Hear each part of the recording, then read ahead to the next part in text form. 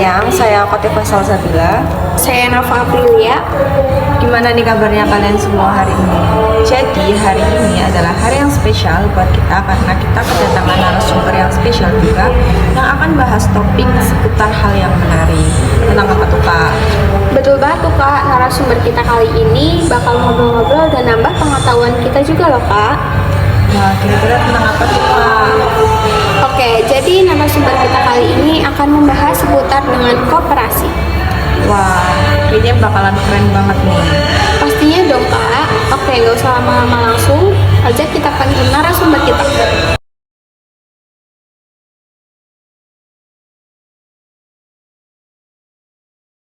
Hai, perkenalkan nama saya Sapti Rahmadani. Perkenalkan nama saya Latifah Gila Hairunisa. Perkenalkan nama saya Zulaiho Azahro. Wah, bakal keren-keren banget nih Kak. Langsung aja nih Kak. Boleh Kak, langsung aja nih. Kakak tahu nggak koperasi itu apa? Tahu Kak, cuman lupa dikit. Tapi aku mau tanya nih sama Kak Septi tentang pengertian koperasi itu apa sih Kak secara umum? Jadi, koperasi secara umum yaitu badan usaha yang beranggotakan atau badan hukum koperasi dengan dilandasi berdasarkan prinsip ekonomi atau asas kekeluargaan sebagai gerakan ekonomi rakyat. Oh gitu ya Kak. Tapi kalau misal itu kan ada secara umum ya Kak. Kalau misal di undang-undang itu ada Kak? Ada Kak, tepatnya yaitu Undang-Undang Dasar Nomor 25 Tahun 1992. Kalau untuk tujuannya itu apa Kak? Jadi tujuan koperasi yaitu untuk memajukan kesejahteraan anggota masyarakat serta membangun perekonomian nasional dalam rangka mewujudkan masyarakat yang maju, adil dan makmur berlandaskan Pancasila dan Undang-Undang Dasar. Nah, tadi kan kakak kan bilang nih kalau misal di pengertian itu bahwa koperasi itu dilandasi dengan landasan dan ada asas kekeluargaannya juga nih Kak. Nah itu tuh berarti gimana sih Kak? Jadi landasan koperasi itu ada 4. Yang pertama landasan real yaitu Pancasila. Yang kedua landasan struktural. Yang ketiga landasan metal, kesetiakawanan dan kesadaran pribadi. Dan yang keempat itu landasan operasional. Undang-Undang Dasar Nomor 25 Tahun 1992. Asas kekeluargaan yang dikerjakan oleh seluruh anggotanya. Wah keren ya Kak. Kalau prinsipnya apa nih Kak? Jadi prinsip koperasi ada 4. Yang pertama, keanggota bersifat sukarela. Terus yang kedua, pengelolaan secara demokratis. Dan yang ketiga, pembagian SHU secara merata. Dan yang terakhir, koperasi bersifat mandiri. Wah keren juga ya Kak ternyata koperasi. Ya Kak keren banget. Tapi aku pengen tahu nih Kak, kelebihan dan kekurangan koperasi itu apa aja ya Kak? Jadi koperasi juga memiliki 2 kelebihan dan kekurangan. Yang pertama kelebihannya yaitu koperasi lebih mengutamakan kepentingan keanggotaannya. Dan kekurangannya yaitu terbatasnya sumber daya manusia atau SDM dan modal. Dan juga kurangnya kesadaran dari keanggotaannya. Nah, kita kan udah berbincang nih seputar dasar dari koperasi. Habis ini kita mau bahas apa lagi nih Kak? Nah, abis ini kita bakal bahas modal, perangkat, dan jenis. Oke, aku mau langsung tanya nih ke Kak Latifah tentang modal koperasi tuh gimana sih? Jadi gini Kak, modal koperasi itu dibagi menjadi 3 ya. Yang pertama ada modal sendiri, yang kedua ada modal pinjaman, sama yang ketiga itu ada modal penyertaan. Kalau untuk perangkat organisasi di koperasi itu sama nggak sih Kak kayak badan usaha lainnya? Selanjutnya ada perangkat organisasi. Itu yang pertama terima landasan, yang kedua terbuka dan sukarela, dan yang terakhir tidak bisa dipindah tangankan. Kalau misal nih Kak, aku mau join koperasi, ada nggak sih syarat-syarat tertentu gitu buat menjadi salah satu anggota di koperasi itu sendiri?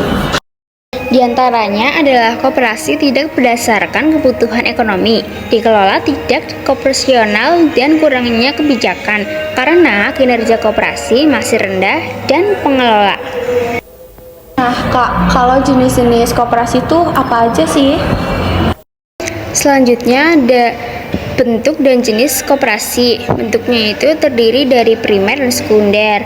Ada juga jenis usahanya itu produksi, konsumsi, dan simpan pinjam. Selanjutnya ada tingkatannya itu pusat, gabungan, dan induk. Selanjutnya yang terakhir ada fungsional itu kopkar, pensiunan, sekolah. Oh begitu ya Kak, tapi dulu tuh aku tuh pernah Kak, pas waktu sekolah tuh ada koperasi sekolah.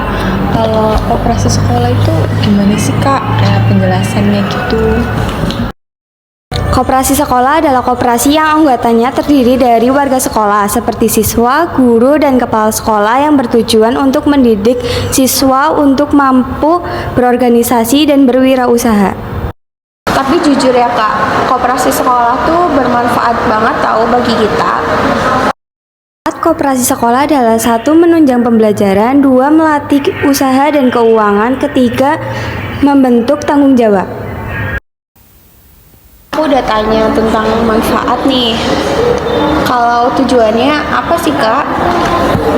Tujuannya yang pertama meningkatkan kesejahteraan siswa, mendidik kemandirian, 3. Menumbuhkan jiwa wirausaha. Oke, sekarang aku mau lanjut nanya nih Kak, tentang pembagian sisa hasil usaha tuh kayak gimana sih Kak?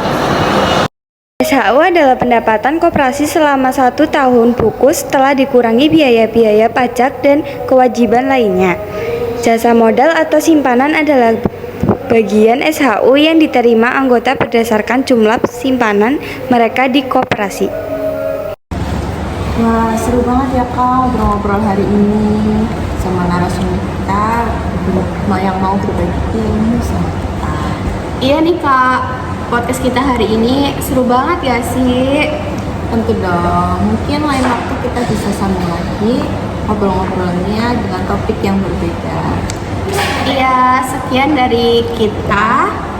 Terima kasih. Bye-bye. See you.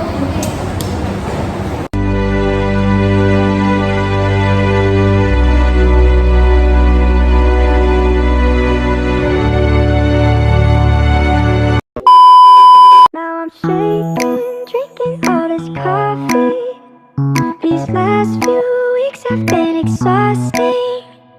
I'm lost in my imagination, and there's one thing that I need from you. Can you come through?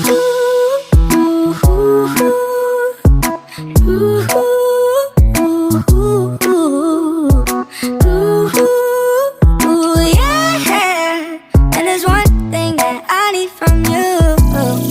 Can you come through? I might lose my mind, waking when the sun's down, riding all these highs, waiting for the calm down. Walk these streets with me, I'm doing decently, just glad that I can breathe. Yeah, I'm trying to realize it's alright to not